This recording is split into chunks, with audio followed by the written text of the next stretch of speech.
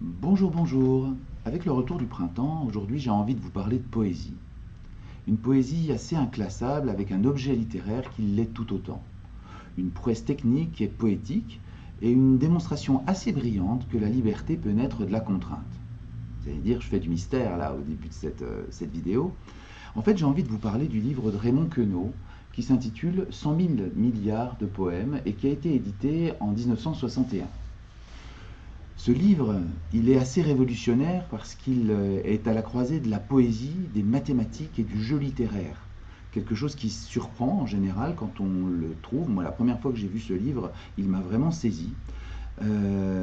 C'est un livre-objet, comme je le disais, qui est composé de 10 sonnets, dont chaque vers est imprimé sur une bande mobile.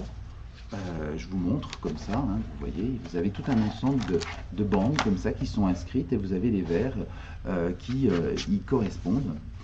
Et ces bandes mobiles vont être positionnables, repositionnables.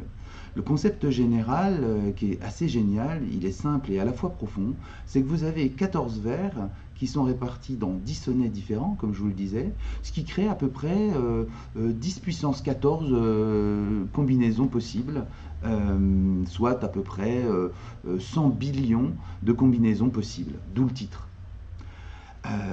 Vous voyez tout de suite la dimension ludique qu'il y a derrière ce livre, que les gens connaissent parfois peu, et c'est dommage. Queneau est connu pour d'autres ouvrages qui vous viennent probablement en tête rien qu'en évoquant son nom. Ce livre est un manifeste poétique, c'est-à-dire que Queneau il montre que la poésie peut être mathématique, chose assez surprenante, il fait le lien entre des disciplines qui semblent complètement opposées l'une à l'autre, et que la contrainte n'est pas une limite, mais peut être une source d'inspiration. Ce sera complètement les fondements d'un mouvement qui s'appelle l'Oulipo. Je vous invite à creuser un peu, avec plein de jeux littéraires, des choses assez surprenantes qui sont à la fois très cadrantes et très inscrites dans la contrainte et en même temps qui produit une liberté assez surprenante. L'idée de ce livre, c'est d'inscrire la lecture dans une démarche de plaisir et d'interaction, parce que le lecteur devient co-créateur de ces milliards de poèmes possibles, qui sont à la fois très structurés dans une structure vraiment fixe. Le livre, vous le manipulez, vous jouez avec.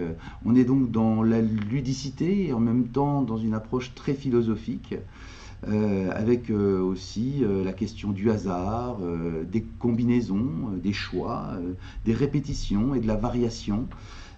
Tout ce qui va donner donc l'essence même de ce mouvement littéraire ou de ce groupe de réflexion autour de l'Oulipo.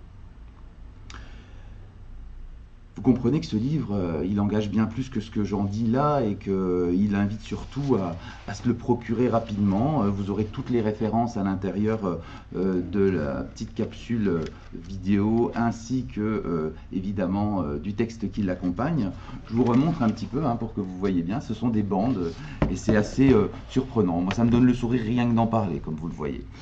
Et j'ai envie de vous partager aussi une citation d'Edgar Morin à cet endroit-là qui fait le lien un peu avec tout ça, puisque, comme le disaient les surréalistes, Edgar Morin croit que la poésie n'est pas seulement ce qui est écrit sous forme de poésie, mais que la poésie concerne la vie. Il nous dit: je crois que le tissu même de la vie est un mélange de prose et de poésie. J'ai envie de vous quitter sur cette citation-là en vous rappelant que on peut parler avec sérieux de choses sérieuses sans se prendre au sérieux. Ça, c'est quelque chose que je vous dis régulièrement maintenant. Puis surtout, en vous invitant à lire, à penser et à prendre du plaisir. À bientôt.